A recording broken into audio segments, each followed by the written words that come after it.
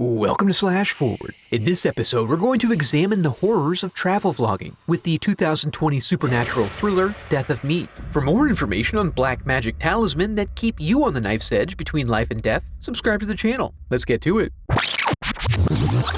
We open on beautiful scenes of tropical islands off the coast of Thailand, where the residents live simple lives. We also hear a radio warning the occupants of an impending typhoon heading their way. Then Christine wakes up, confused and absolutely filthy. She checks on her boo Neil, who seems to be conscious, although neither of them remember the events of the prior evening. No time to unpack this, however, as they're running late for their ferry back to the airport. Along the way, she wonders if Neil bought her the unusual pendant now dangling from her neck. Another confusing indicator of wild times the prior evening. But they have to refocus their attention as the driver misses a turn, and they end up in an argument about whether they're going to a ferry or a festival. The ultimate result involves the taxi driver booting them from the car, so they have to hoof it to the dock, and even Neil's thick ass makes it before the boat leaves. But they find their carry-on bags do not contain their passports nor Christine's phone. The clerk denies access, but reassures them that they have time to find their documents as another ferry won't be along until 7 p.m. And also not to worry about the incoming storm. The island hasn't been hit by a typhoon in over 200 years, making it impossible to happen now. But they do have to wait it out without their luggage, which did make it onto the boat and is now floating across the inlet.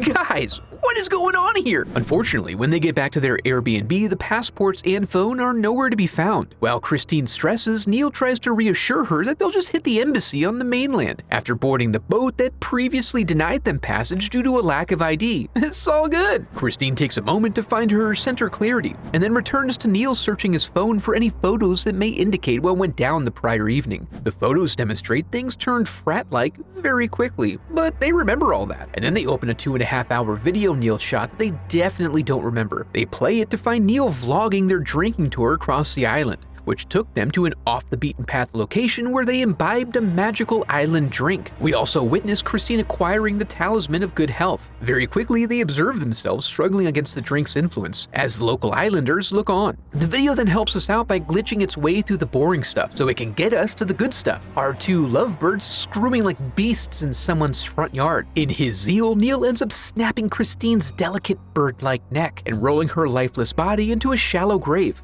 A bit of a surreal turn of events. Upset by her apparent murder, Christine retires to the bathroom where she finds evidence of her throttling. She takes off her pendant and almost immediately starts barfing up astroturf. And then Neil notes that her skin is frigid. At this incredibly inopportune moment, the homeowners then return. They take a breather by the shore as the house is cleaned up and the talisman is returned to Christine. Given their situation, Samantha offers to let them stay while they sort out Christine's medical issues. At the local Minute clinic, the doctor gives her a once-over, resulting in a thumbs up. But then she asks him about puking up dirt, and it's suggested that she ingested naman pride, a Buddhist drink that causes hallucinations. Since he thinks he's so smart and skeptical, they show him the murder video to see what he thinks of that. Horrible.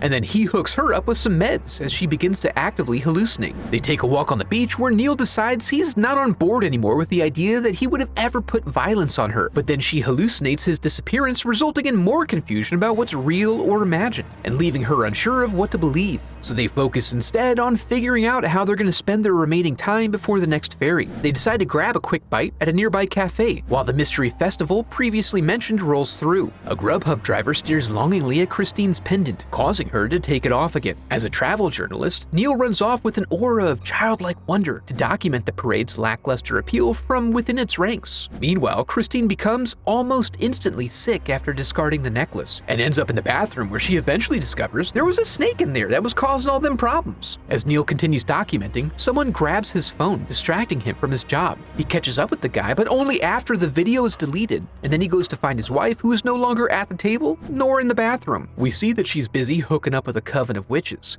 who are preparing to inject their black tears directly into her eyeball, and she rightly screams her way through the procedure. Someone eventually tells Neil what's up, and he rushes off to reunite with his love, who is left laying on the sidewalk with an arm injury now. After getting it wrapped up, she recounts the tale of the faceless women, and Neil shows her a festival float adorned with her visage. Then Christine notices the bartender and gives chase, ending up in a tattoo parlor where she's thanked by a burly bear man. They learn from the tattooist that her necklace is considered a special gift for an honored guest of the island, but she declines to be less cryptic than that. When Neil drops a few bennies, the most she does is direct them back to the small village where they had drinks the prior night. Their arrival puts a pause on the festivities, but they proceed anyway. When they catch up with the hostess, she willingly returns Neil's passport to him, but still claims to not have Christine's. Then they have an argument about why she served them the tainted drink, and whether or not they requested it.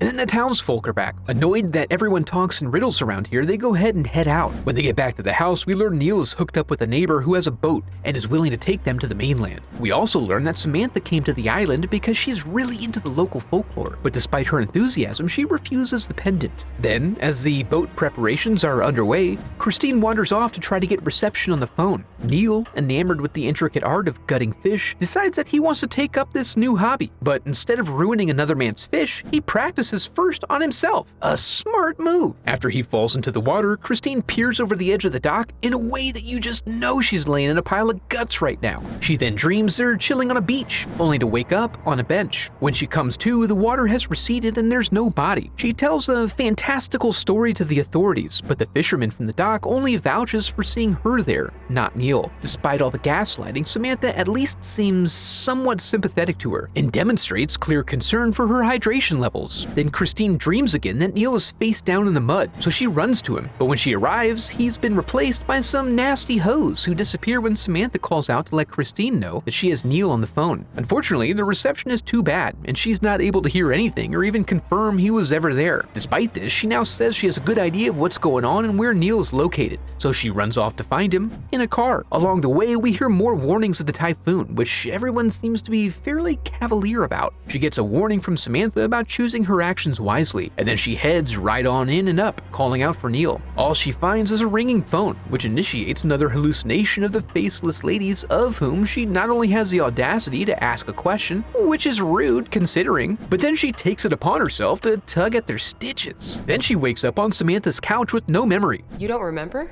Yeah, that's kind of her thing. You didn't figure that out by now? You don't remember? No, she does not. She investigates her body while flashing back to a special ritual, where they appear to have introduced some sort of critter into her cooter. Then she recognizes finally that her bouts of illness come whenever she takes off the necklace. Samantha then reveals that Neil showed her the murder video, and then he took off in the hope that this would ensure Christine's safety. She then escorts Christine to the island doctor to help her with her sickness. The diagnosis is pregnancy. Sam congratulates her while the tattoo artist violates her HIPAA rights. They proceed with an ultrasound to convince her, but a power surge sends her running into the streets, where the storm sirens begin to sound and the police officer tells her that she needs to leave the area. She goes to meet up with the tattoo artist to get any final details that we need to wrap up this movie, and we learn that she was actually killed and now occupies the spirit realm, with the necklace keeping her in balance between life and death. She was then impregnated to fulfill a ritual in which the island is ensured safety by sacrificing a pregnant lady. This is how they've avoided storms for 200 years. She's helping her now because she's hoping that when she's done with it, Christine may let her ill son hold on to that talisman of health. But before Christine can finalize the details of getting help off the island, the doctor shows up, and when Christine emerges, she finds he's compelled the artist into some sort of indelicate tattooing procedure. Christine then takes off running but finds the citizens of the island to be unhelpful. Luckily, Samantha arrives clad in her ceremonial vestments to drive Christine to the ferry. But her stupid daughter,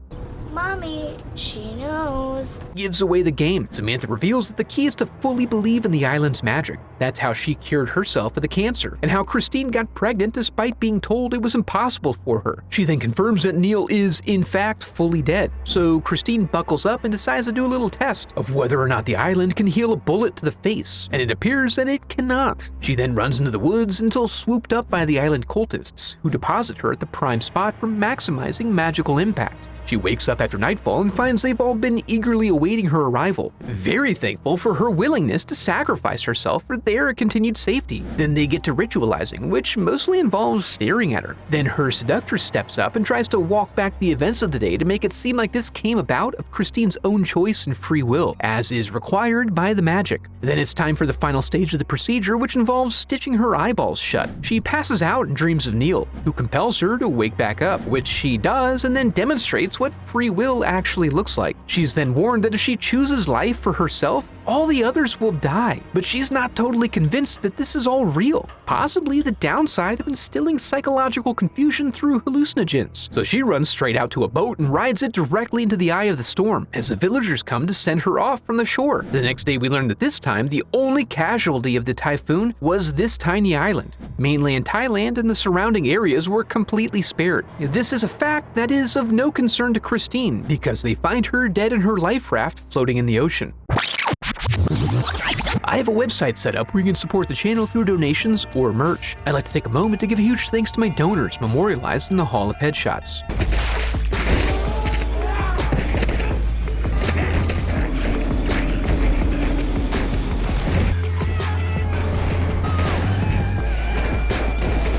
Death of Me was a movie in which things happened and events transpired. Now, this can be okay under certain circumstances. However, when you go with this format for a film intended to be a mystery or a thriller, it mostly leads to confusion and feelings of pointlessness. If you enjoyed the video, I'd love for you to become a part of the channel by subscribing. Thanks for watching.